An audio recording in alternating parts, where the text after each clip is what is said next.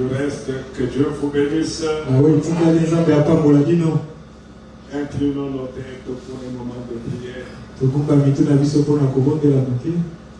Dieu Tout-Puissant, Seigneur Dieu notre Père, nous te sommes infiniment reconnaissants pour ton amour, pour ta bonté, pour ta grâce.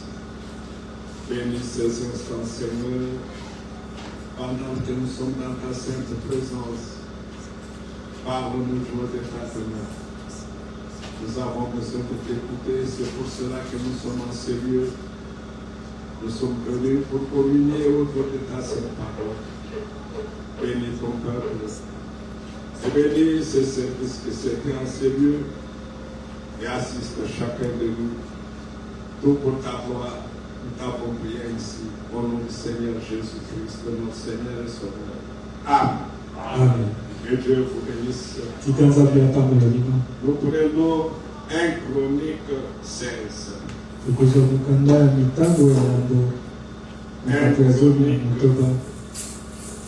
1 Chronique, vient après les rois.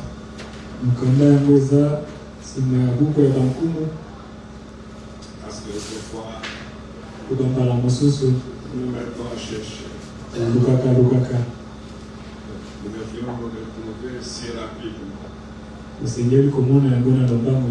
Nous lirons à partir du verset 14e.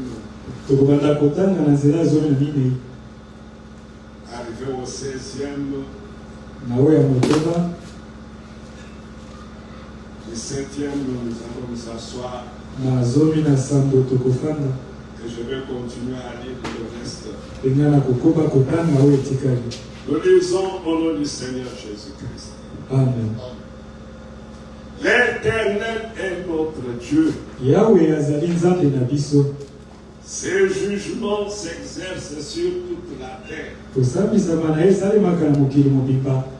Rappelez-vous à toujours son alliance. Ses promesses pour 1000 générations. L'alliance qu'il a traitée avec Abraham. Et le serment qu'il a fait à Isaac. Il l'a érigé pour Jacob en loi. Pour Israël en alliance éternelle. Disant, je te donnerai le pays de Canaan comme l'héritage qui vous est échu. Il faut que ça soit. Amen. Je crois que nous continuons avec la rédemption.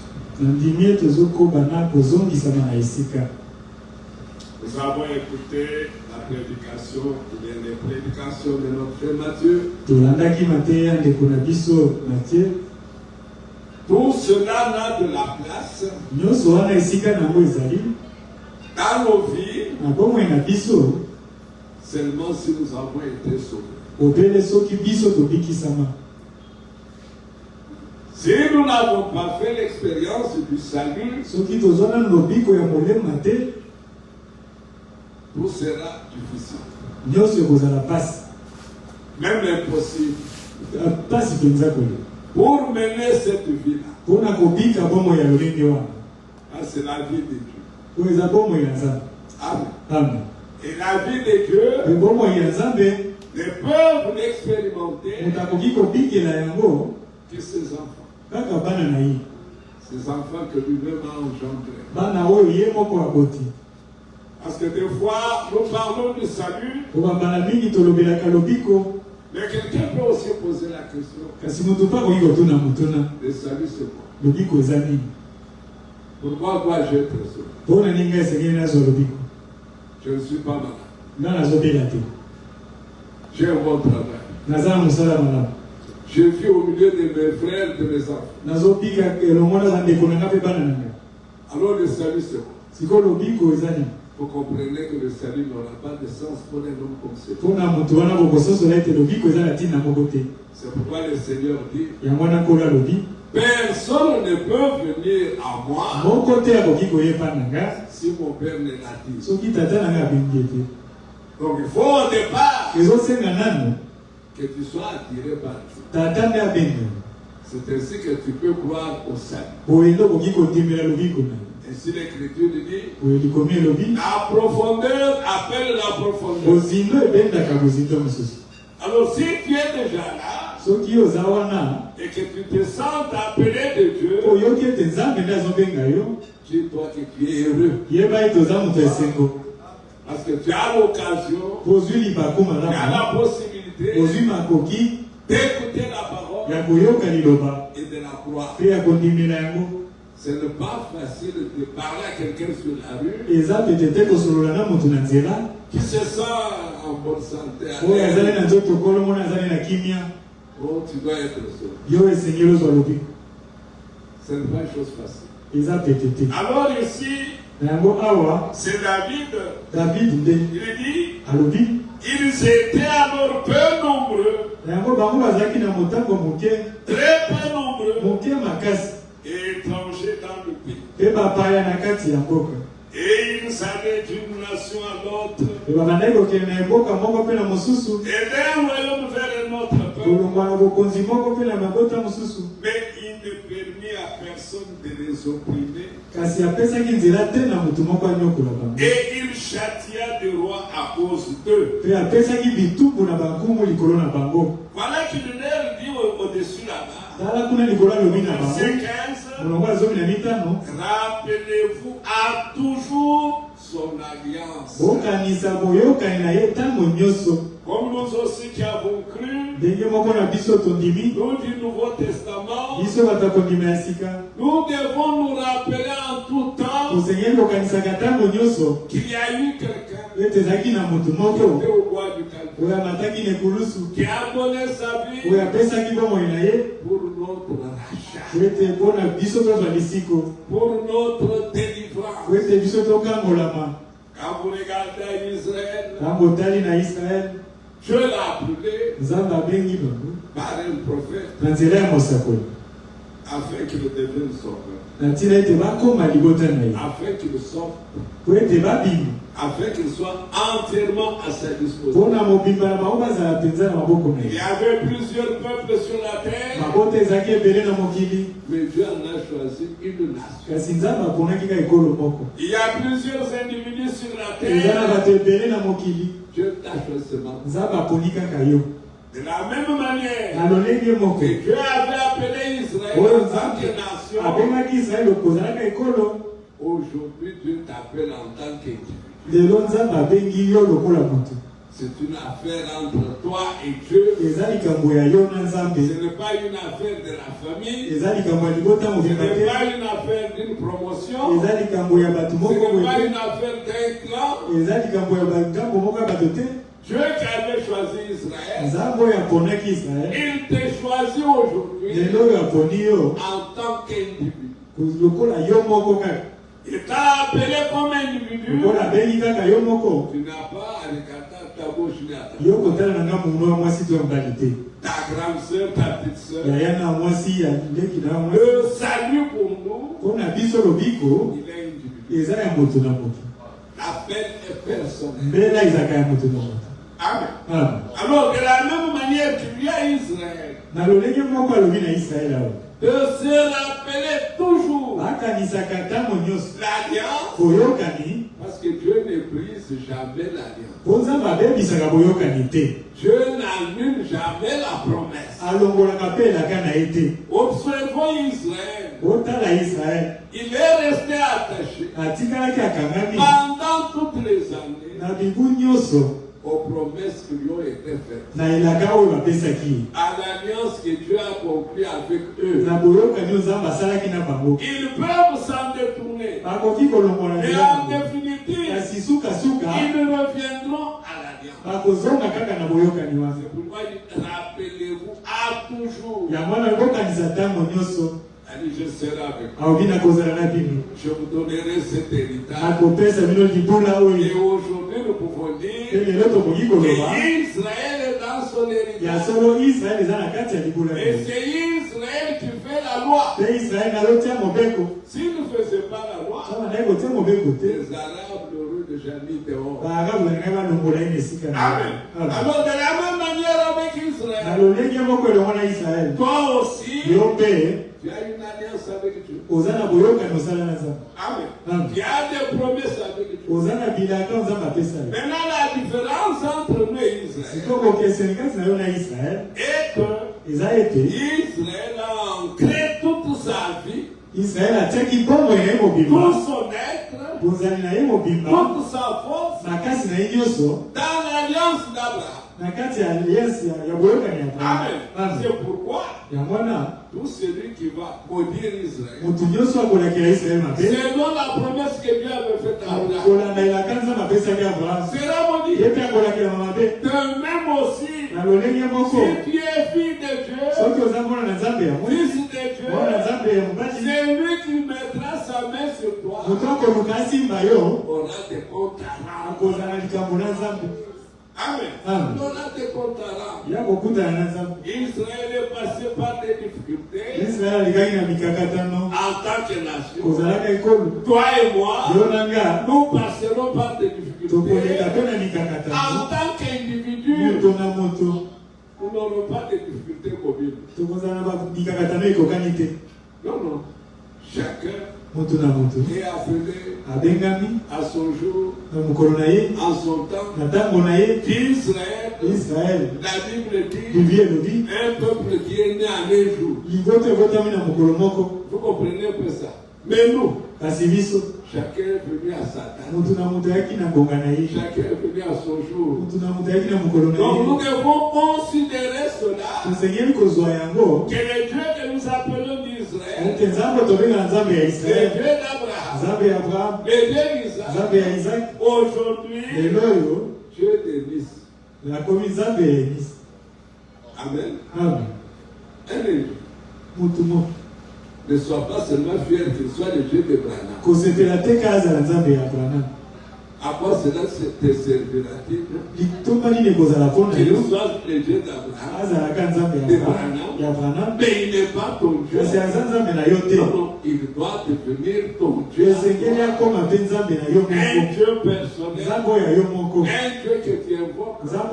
Un Dieu qui t'écoute. Un Dieu qui répond. Amen. Alors, il continue, il dit, verset 21. Mais il ne permit à personne de les opprimer. Et il châtia des rois à cause d'eux. À cause de toi. Un gouverneur de la ville peut tomber. À cause de toi. Parce que Dieu a son œil sur toi. Tu as du prix à ses jours. Il ne faut pas te sous-estimer. Tu es une fille, un fils du roi. Quand même tu manques de tout. Mais tu as un père qui ne dort pas, qui ne somnole pas, mais qui veille sur ta vie, qui dirige tes pas. Tu dois en être sûr et être reconnaissant et savoir que rien ne peut t'arriver s'il ne nous donne l'accès. C'est pourquoi quand quelque chose arrive, posons-nous la question. Pourquoi Dieu a-t-il permis que cela vienne? Parce que d'ailleurs, il ne peut pas permettre à une épreuve de venir sur toi si elle est plus forte que toi. Il ne peut pas permettre. Alors tout ce qui t'arrive, sache-le, tu peux le surmonter. Oui, tu peux le surmonter. Parce que cela ne te dépassera pas. Il dit, ne touchez pas à mes soins. Et ne faites pas de mal à mes prophètes. Chantez à l'Éternel, vous tous habitants de la terre. Écoutez, annoncer de jour en jour son salut. Parlez un peu du salut. Quand quelqu'un reçoit un salut, et si quelqu'un a décidé de le sauver, il a besoin que la personne doit leur faire quelque chose pour son salut. Dieu a décidé. C'est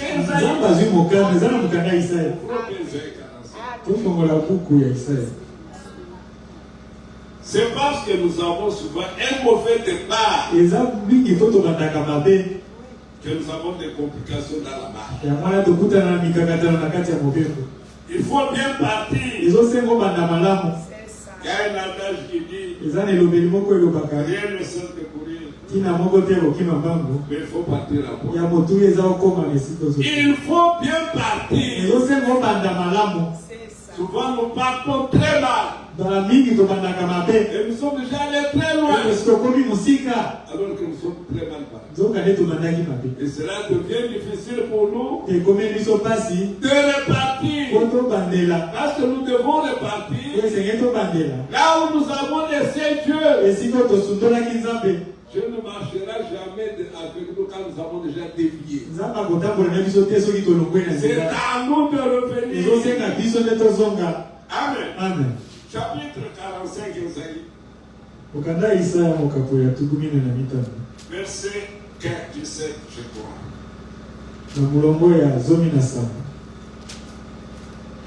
Il dit, prenons 15. Mais tu es un Dieu qui te cache. Dieu d'Israël, Sauveur. Amen. Amen. Ils sont tous honteux et confus. Ils s'en vont tous avec ignominie. Les fabricateurs d'idoles. C'est par l'Éternel qu'Israël obtient le salut. Quel salut? Un salut éternel. Vous ne serez ni honteux, ni confus, jusque dans l'éternité.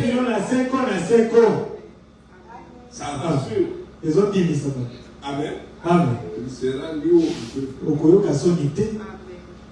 Jamais. Ni déçu. Dieu ne peut pas décevoir. C'est pourquoi au départ, qu'il s'assoit Dieu qui est venu te chercher. Ce n'est pas vous qui m'avez cherché. C'est moi. Il faut que ça soit lui. Si ce n'est pas lui, tu marches vainement. Et si c'est lui, il accomplira sa promesse. Vous ne serez jamais orphelin. Cela s'accomplira avec toi.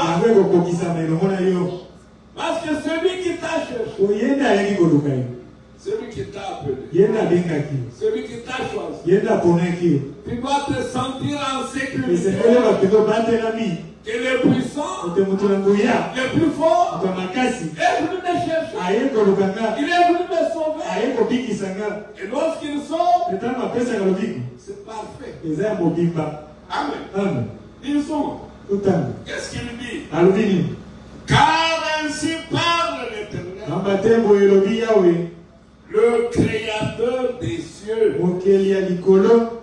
le seul Dieu qui a formé la terre, qui l'a faite et qui l'a affermie, qui l'a créée pour qu'elle ne soit pas déserte, qui l'a formée pour qu'elle soit habitée.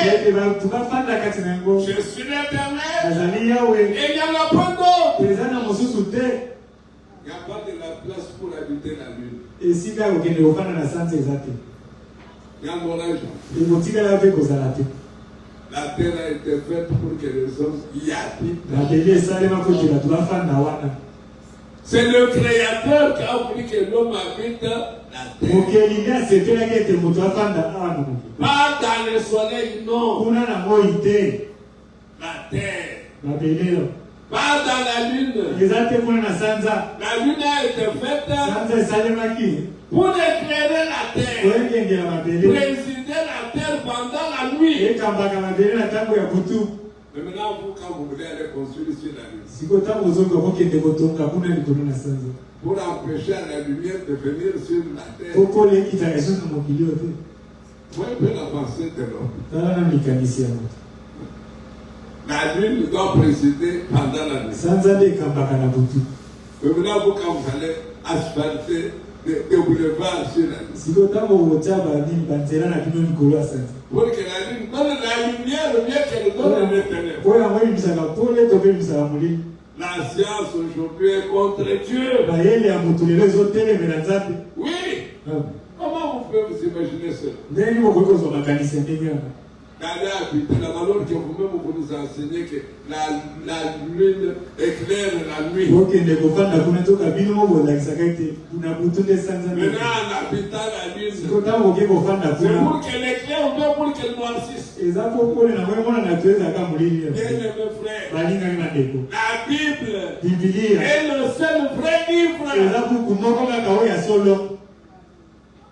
C'est pourquoi on ne peut pas corriger la Bible. Amen. Il dit qu'il a formé pour qu'elle soit habitée. Je suis l'Éternel. Il n'y en a point d'autre. Je n'ai point parlé en cachette dans un lieu ténébreux de la terre. Je n'ai point dit à la postérité de Jacob, cherchez-moi vraiment. Moi l'Éternel, j'ai dit ce qui est vrai. Je proclame ce qui est droit. Assemblez-vous et venez, approchez ensemble, réchapper des nations. Ils n'ont point d'intelligence, ceux qui portent leurs idoles de bois. Et qui invoquent un Dieu incapable de sauver. Amen.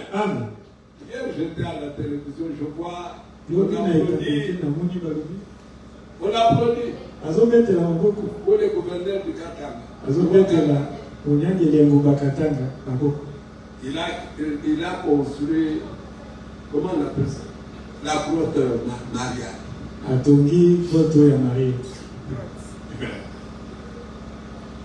Et il en est fier. Et le fait que fier avec l'eau. Et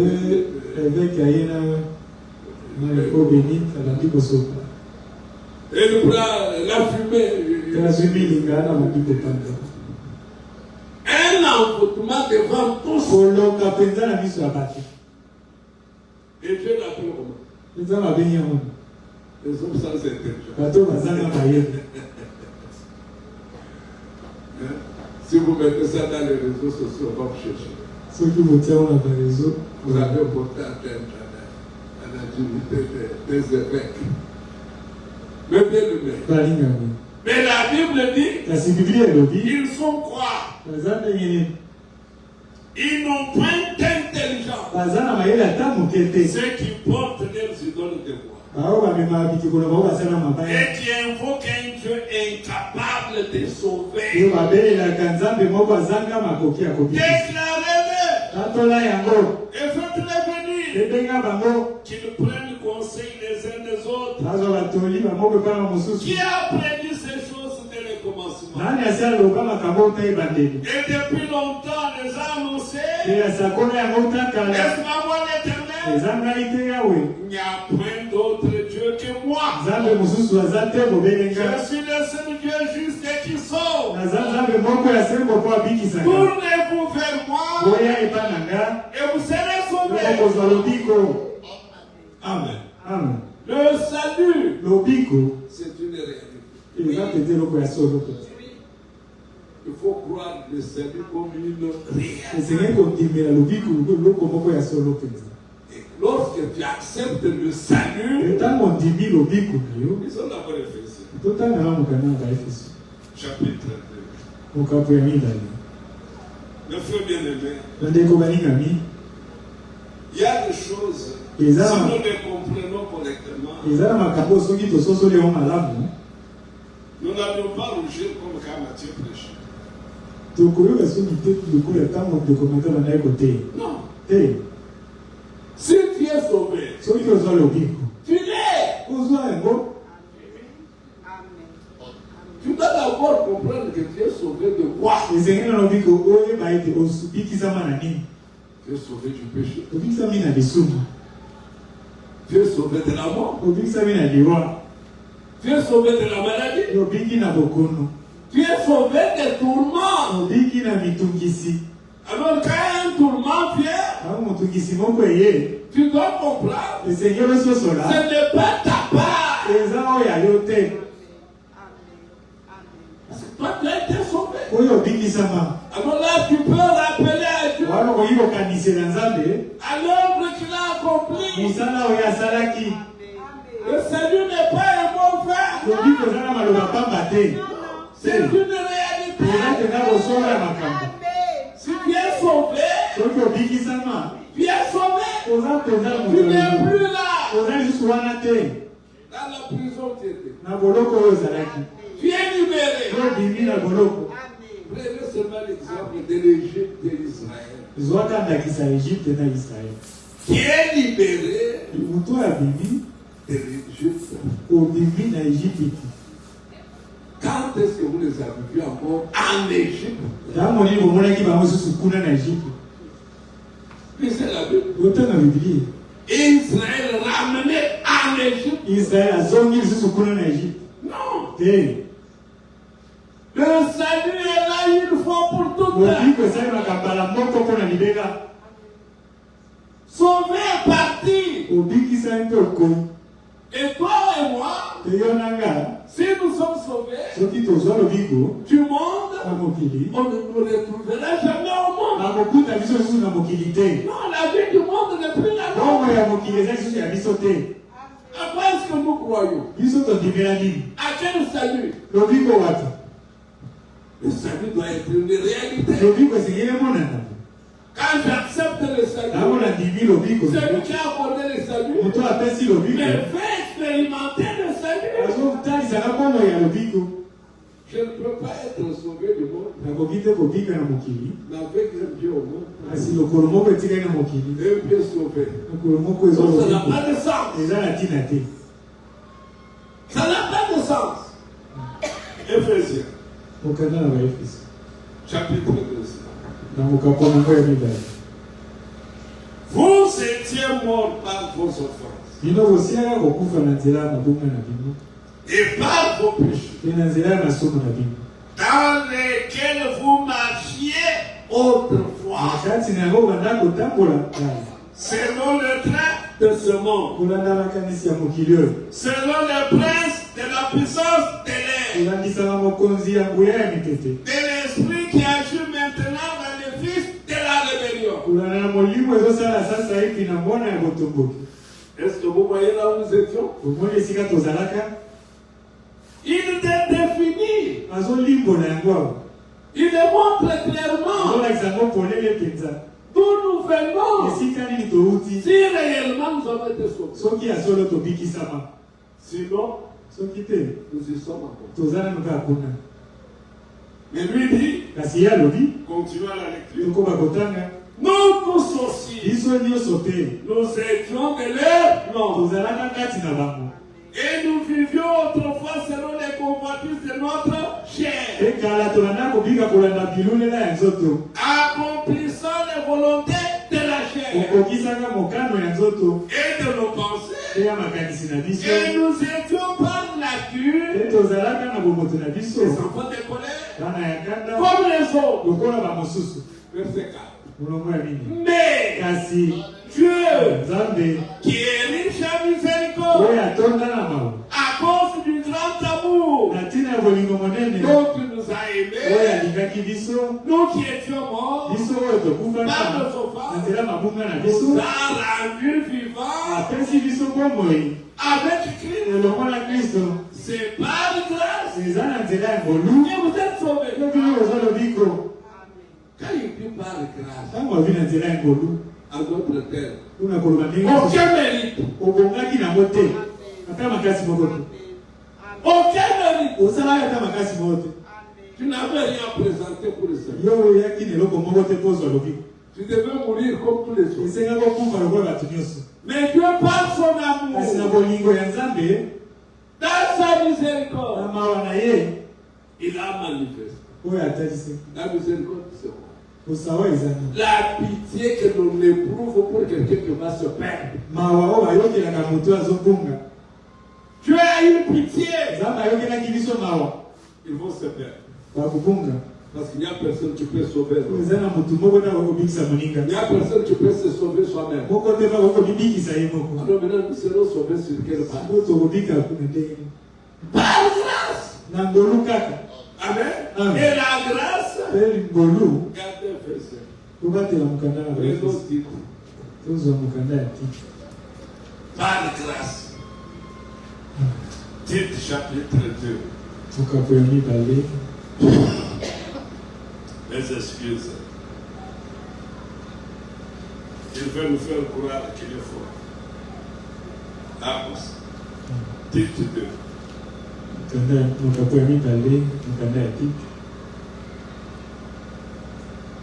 Il dit quoi? Prenons à partir de verset. Prenons verset 6. Non. Prenons le verset premier. Ça va être appelé.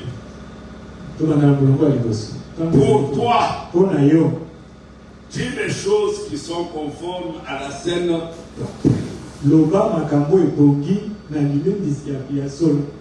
Dis que les vieillards doivent être sobres. Là, ça n'a qu'à équilibré. Honnête. Modéré. Quand un vieillard parle, nous devons faire confiance. Que ce qu'il dit là est vrai. Il n'a aucun intérêt à mentir. Alors si tu es vieillard parmi nous, dès que tu nous appelles, tu nous dis dans le femmes, on a eu ce tu dois être l'objet, il y a tu peux confiance. Tu ton vieillard. Modéré. Saint dans la foi. Dans l'amour. Dans la patience. Dis que les femmes âgées doivent aussi avoir l'extérieur qui convient à la sainteté.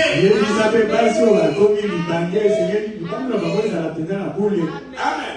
Être libre et disante et à donner aux excès du vin.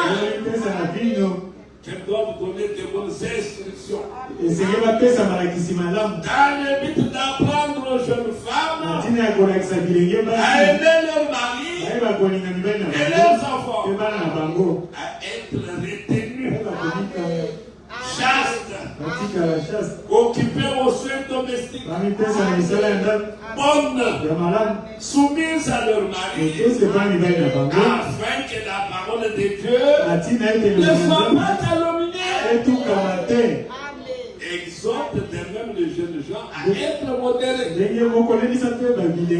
démontrant toi-même à tous égards un modèle de bonnes œuvres et donnant un enseignement pur, digne, une parole saine, irréprochable, afin que l'adversaire soit confus, n'ayant aucun mal à dire de nous.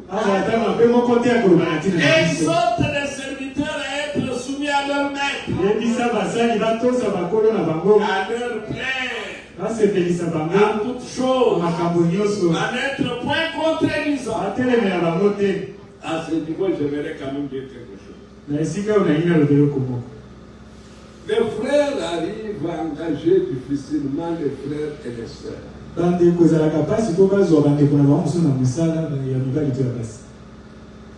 Que font nos frères qui sont engagés chez les frères? Ils oublient que là, ils sont là comme serviteurs. Ils ne sont pas des frères. Ils ne sont pas des sœurs. Ils sont des serviteurs. Et en tant que serviteurs, ils doivent se soumettre à leur maître.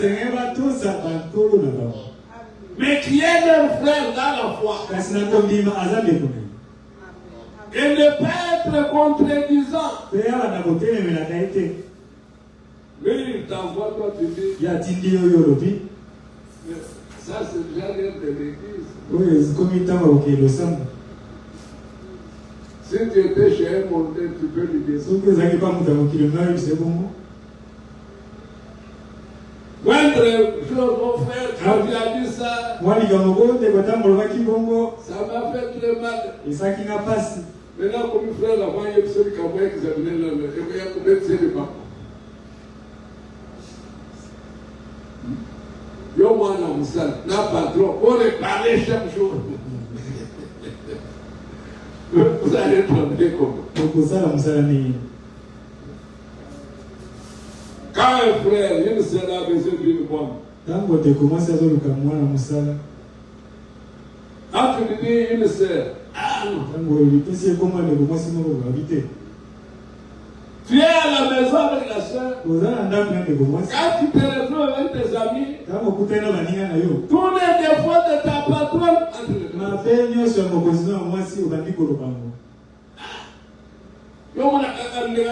deux.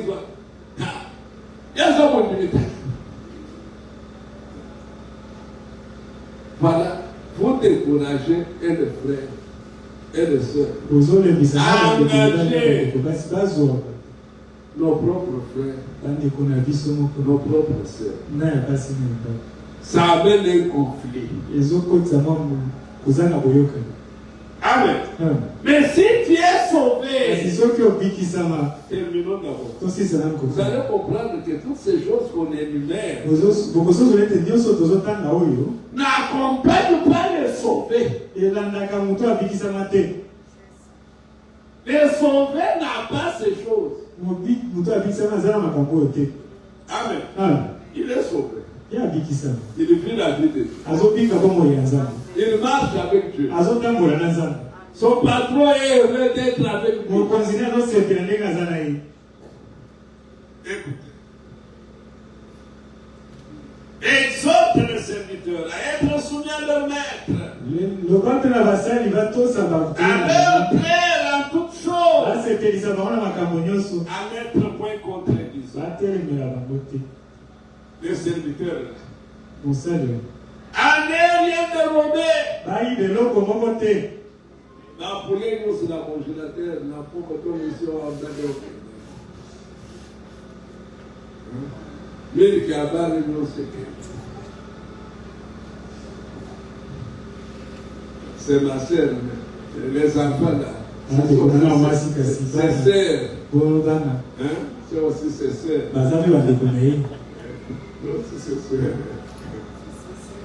Mais l'Écriture dit ne dérobez point. Mais à montrer toujours une parfaite fidélité afin de faire honorer en tout la doctrine de Dieu notre Sauveur.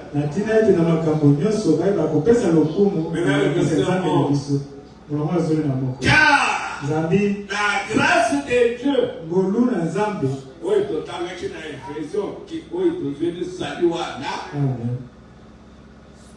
source de salut. Si nous sommes sauvés, c'est par grâce. S'il n'y avait pas de grâce, il n'y aurait pas eu de salut. Amen. Pour tous les hommes a été manifesté. en Jésus-Christ. kati na Yesu Kristo.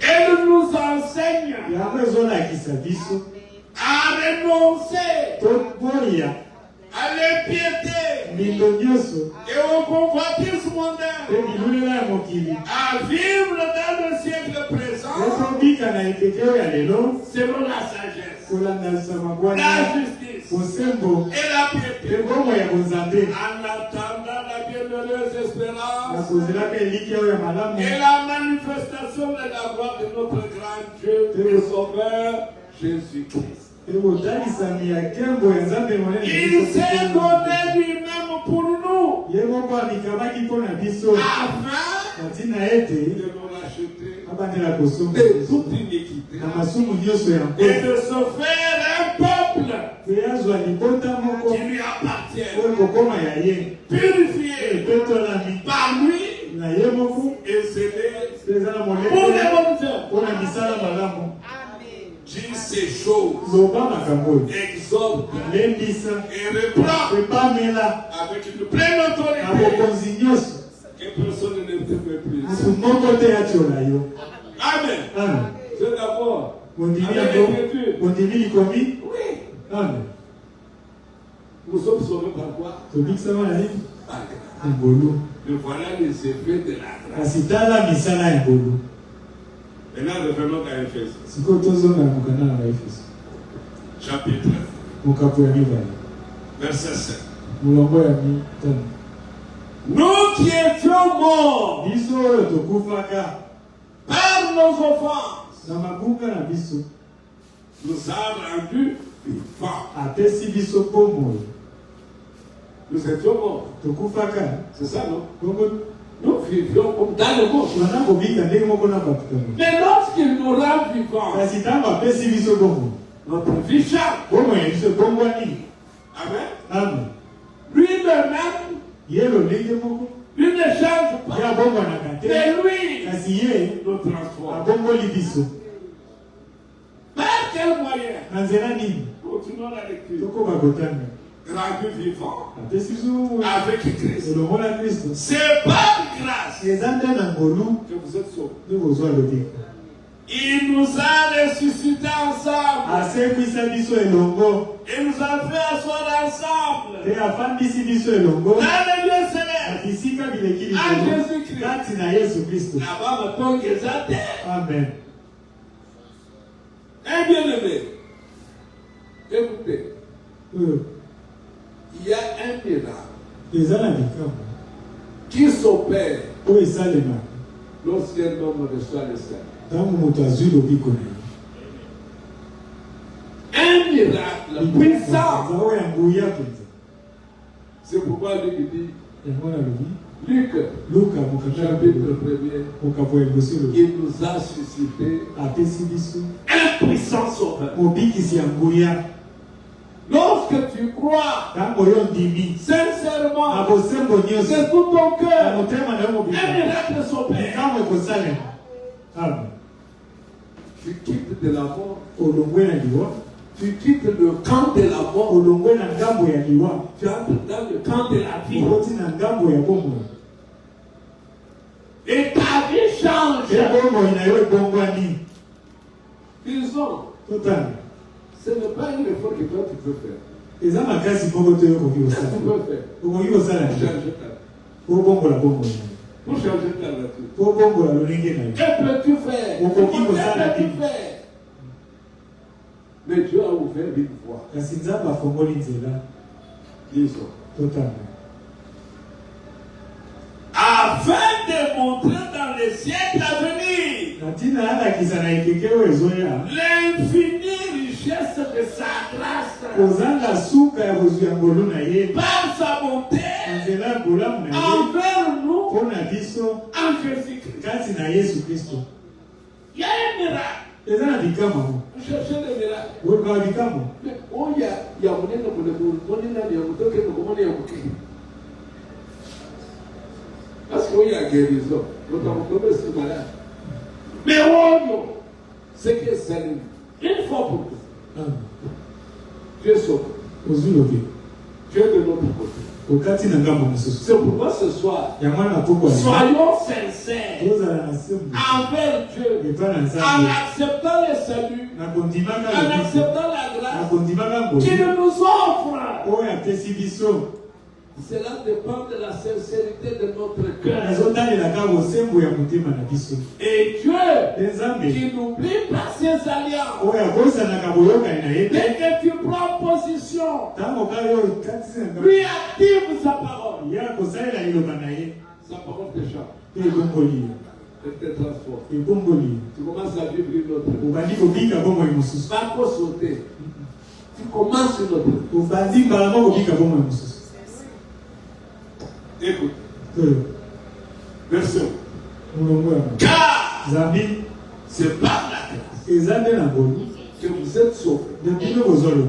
Par le moyen de la foi. Et cela ne vient pas de vous.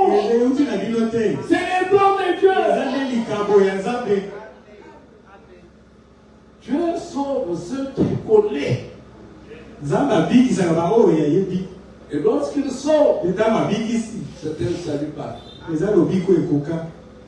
Vous vous imaginez Dieu sauvé en partie. Rentrons dans les naturels. On t'a enfermé dans une maison. On met le feu sur la maison. Si on doit te sauver, on doit faire quoi? Il faut casser la maison. Et délibérer que la maison reste brûlée, mais toi tu as été. C'est ça, non? Mais maintenant, toi, on t'a sauvé de la maison qui brûle. Mais dans l'entretemps, tu brûles. Alors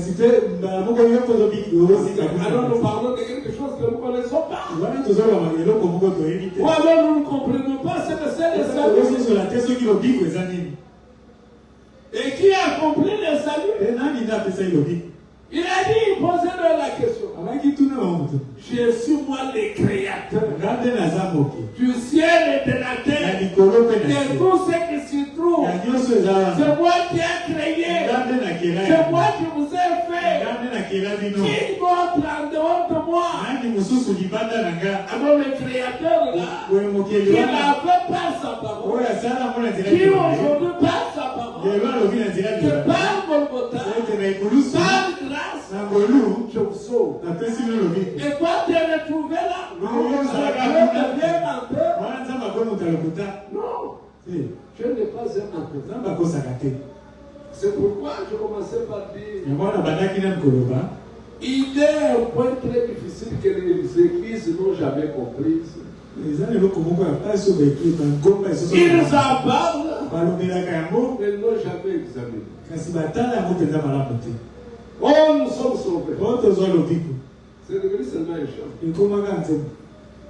Un slogan. Pose-lui la question. Sauvé de quoi? Où étais-tu? Pour que tu dises aujourd'hui que tu es sauvé. Qu'est-ce qui a changé depuis que tu es sauvé? Qu'est-ce qui a changé? Tu es le même. La même fille. La même nature. Mais comment parler de ça? Non. Alors on va prendre du baume, mettre sur une plaie infecte. La vie peut changer. Elle change là-bas. Nous avons à prendre une décision. D'accepter avec cœur, à toute sincérité, que Dieu m'a sauvé. Accepter le salut. Et Dieu t'apporte le salut. Et quand Dieu te donne le salut, il est réel. Amen. Le salut est une réalité. Le salut est une expérience. La nature change. Les pensées changent. Il y a quelqu'un qui le fait. Ça ne dépend pas de toi. Toi, tu dois seulement le désirer. L'accepter accepter. Ézéchiel. 24.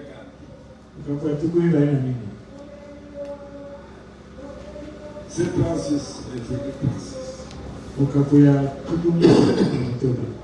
Et c'est celui-ci.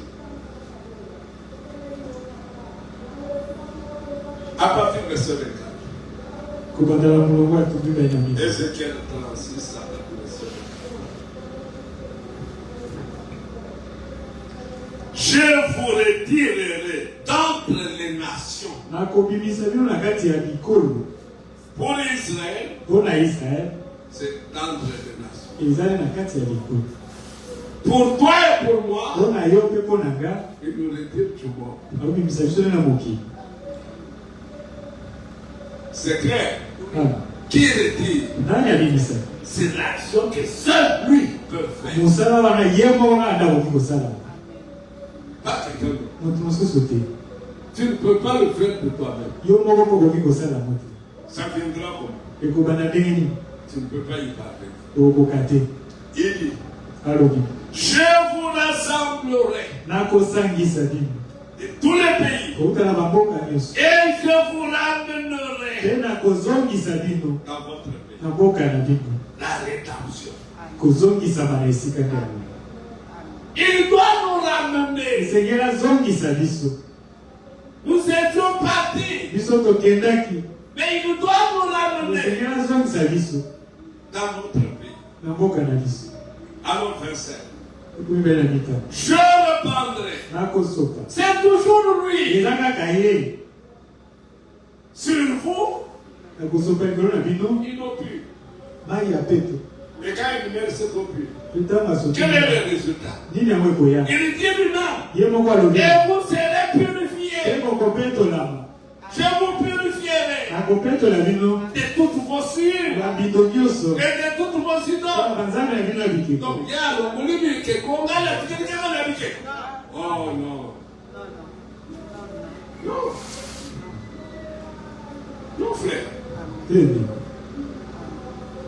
Des fois, quand nous recevons un visiteur, qu'il colle, ça retombe sur moi. J'ai mal dansé.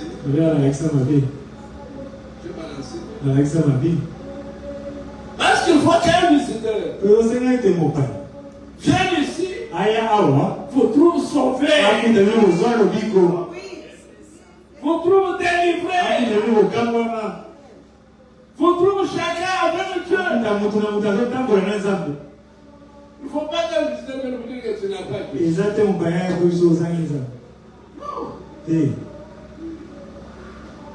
Des fois, quand vous le voyez revenir comme ça, vous pensez que nous prêchons pour prêcher. Non! Nous voulons atteindre les buts. Sinon, on travaille en bas.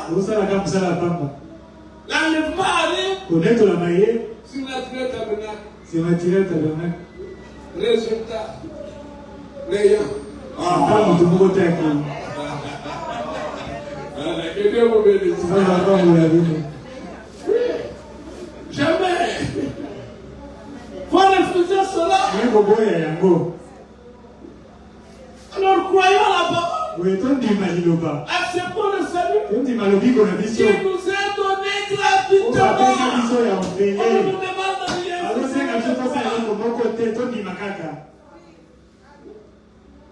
Mes frères, écoutez. Je vous donnerai un cœur nouveau. Mon bien-aimé, je ne parle pas contre les jeunes. Non, je n'ai. Tu n'auras pas de cœur nouveau par les jeunes.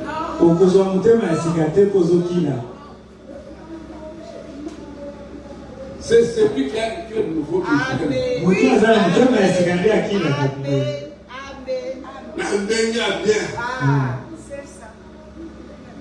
mais on y a, mais j'aime aux autres livres.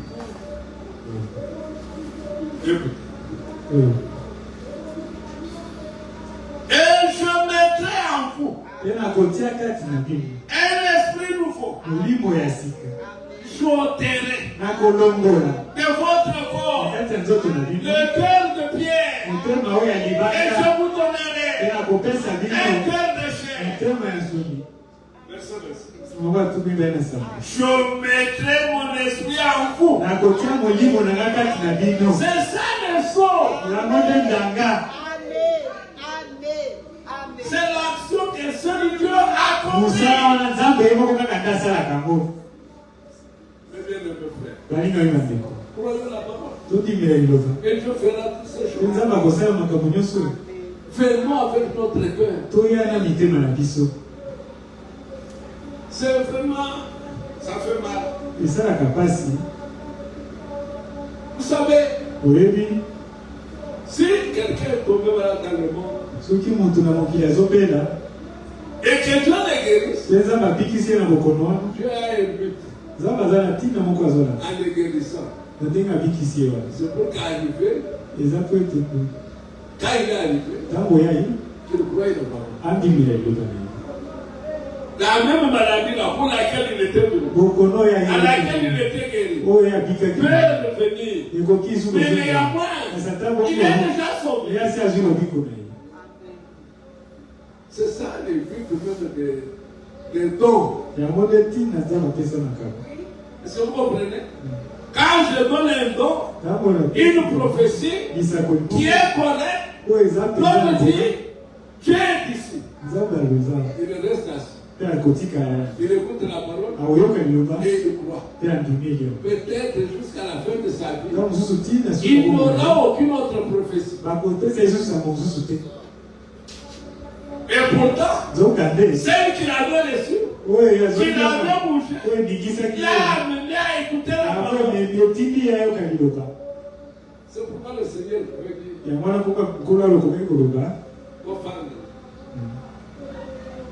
abandi kosala bakolongwa te alo bakofala soki bafali bayoki biloko ntango bayoki biloko babiki. Le but de notre présence ici, c'est le salut de nos âmes. En priorité, le salut de nos âmes. Nos corps peuvent tomber malades. Mais quant à notre âme, il faut être guéri par je suis venu ici. Comme Rebecca qui m'a appelé, vous savez qu'elle est à Boma. Elle est allée voir Rachel. Elle dit, Rachel, quand elle est arrivée à Boma, elle allait dans un groupe de prière. Mais elle ne se sentait toujours pas à l'aise. Mais quand elle est allée dans une assemblée de messages, elle s'est accrochée à mon avantage. Si tu as été bien enseigné, quel que soit l'endroit où tu partiras, comme tu es sauvé, tu demeures sauvé. Tu ne peux pas te perdre. Je ne peux pas te perdre. Nous avons coûté cher. Si le sang de Christ a coulé, c'est à cause de nos âmes. Et si ton âme est sauvée, tu le sauras toi-même. Ta vie va le témoigner. Oui, ta vie change. Ta lecture change. Ta pensée change. Les fréquentations aussi changent. Ça, ce sont les résultats. Je salue. Alors, Rebecca me dit quoi? Papa, à Kinshasa, nous négligeons la parole. Je suis entré dans une assemblée ici. Les gens se précipitent pour être à l'église. J'ai eu honte de moi-même. La façon dont les sujets comprennent la divinité de Jésus. Mais il faut voir comment l'assemblée est. On dirait que c'est une prédication nouvelle qu'on apporte. Personne ne peut manquer. Et bien, mes frères, expérimentons le salut. Toutes ces choses qu'on nous dit là, il y a quelqu'un. Parce que quand on a dit, il nous a pris en charge. Vous avez seulement dit. Mais il faut que cela devienne une réalité. Il faut que cela se concrétise. Là, on ne peut pas seulement crier. Après, comme si je n'avais rien écouté. Que Dieu vous bénisse. Nous allons lui adresser. Renouveler notre engagement. Seigneur, tu parles pas. C'est ton amour envers nous. Tu veux nous voir être sauvés. Un genre de méditation. Pendant que nous allons en train de nous remémorer ce que nous avons entendu. Ensuite, nous allons prier.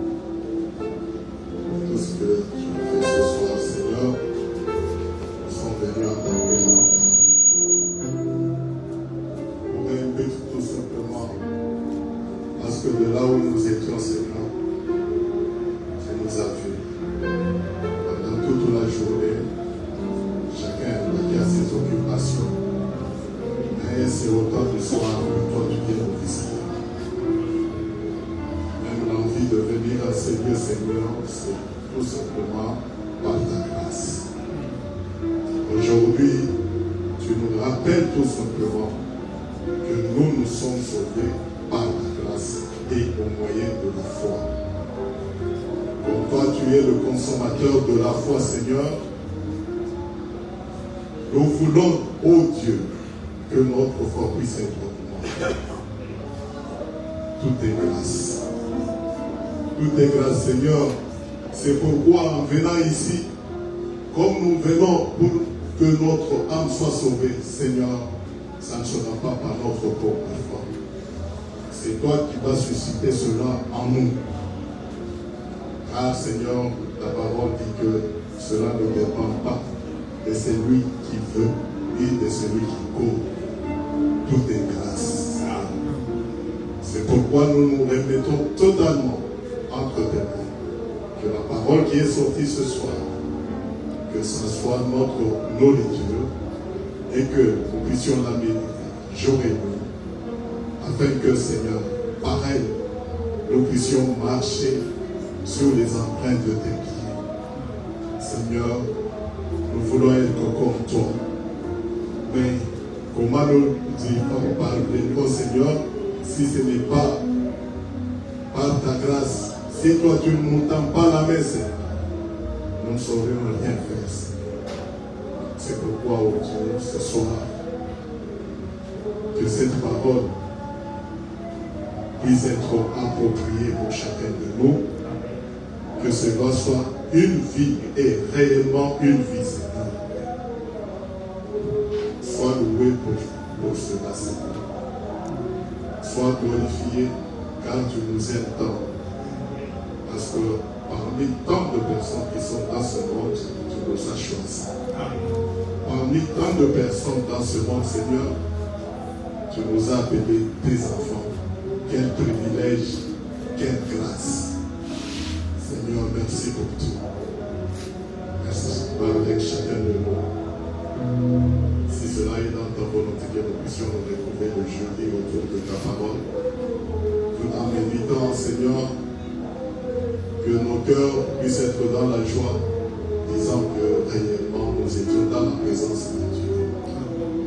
Oh Dieu, protège-nous. Garde le peu que nous avons retenu aujourd'hui et pareil, que notre foi puisse être augmentée. Ainsi, Seigneur, nous avons prié au nom de Jésus-Christ, notre Seigneur. Amen.